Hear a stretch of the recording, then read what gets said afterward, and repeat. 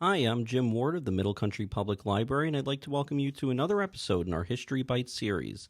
Today we will discuss the Battle of Chattanooga, which was an important and strategic victory for the North and helped pave the way for Sherman's march to the sea. Distraught at his devastating loss at the Battle of Chickamauga in September 1863, Union General William Rosecrans retreated to Chattanooga, Tennessee. Confederate General Braxton Bragg, looking to capitalize on his victory against Rosecrans, followed the Federals there and established positions on Missionary Ridge and Lookout Mountain, successfully putting the Union troops under siege and cutting off their supply line.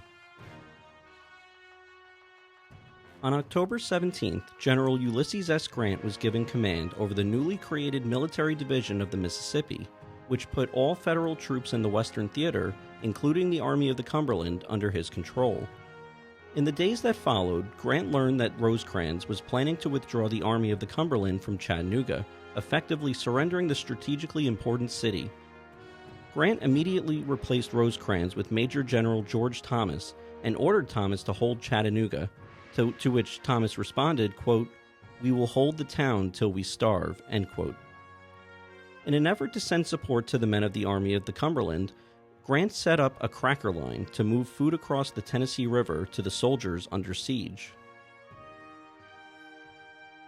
The Battle of Chattanooga was launched on November 23rd when Grant sent General Thomas, who was dubbed the Rock of Chickamauga for standing his ground against the Confederates at that battle, to probe the center of the Confederate line.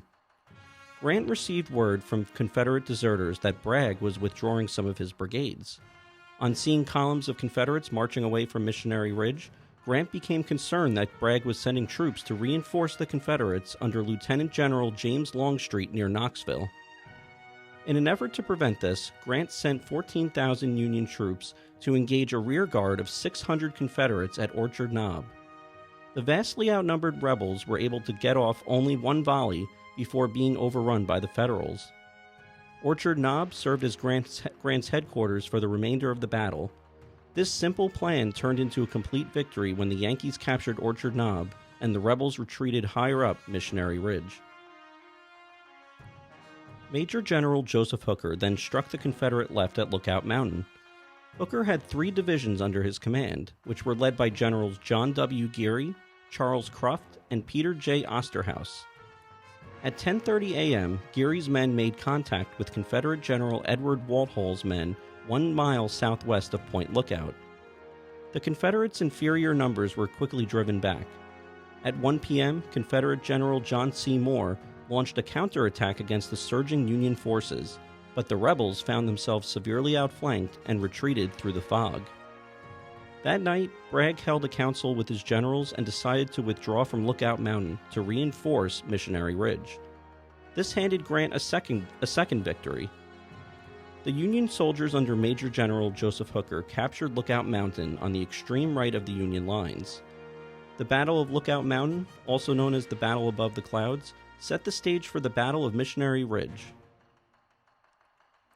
Although Grant expected General William Tecumseh Sherman to attack Missionary Ridge in coordination with Hooker's attack at Lookout Mountain, faulty intelligence led Sherman's men to Billy Goat Hill instead. Undaunted, Grant was determined to follow up the success of November 24th with a coordinated effort on November 25th.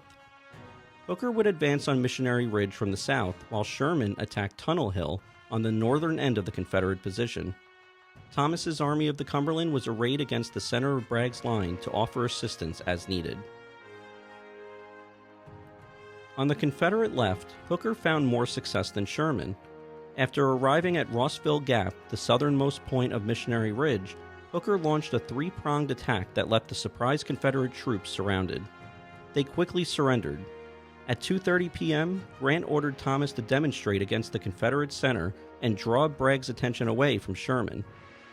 Thomas deployed 24,000 men against rifle pits at the base of the ridge. The Union soldiers charged against the pits and successfully overran the 9,000 defenders. Despite Grant's orders to the contrary, Thomas's men continued their charge, swarmed over the ridge, and overwhelmed the Confederates. "Who ordered those men up the hill?" Grant asked. "No one," an aide replied.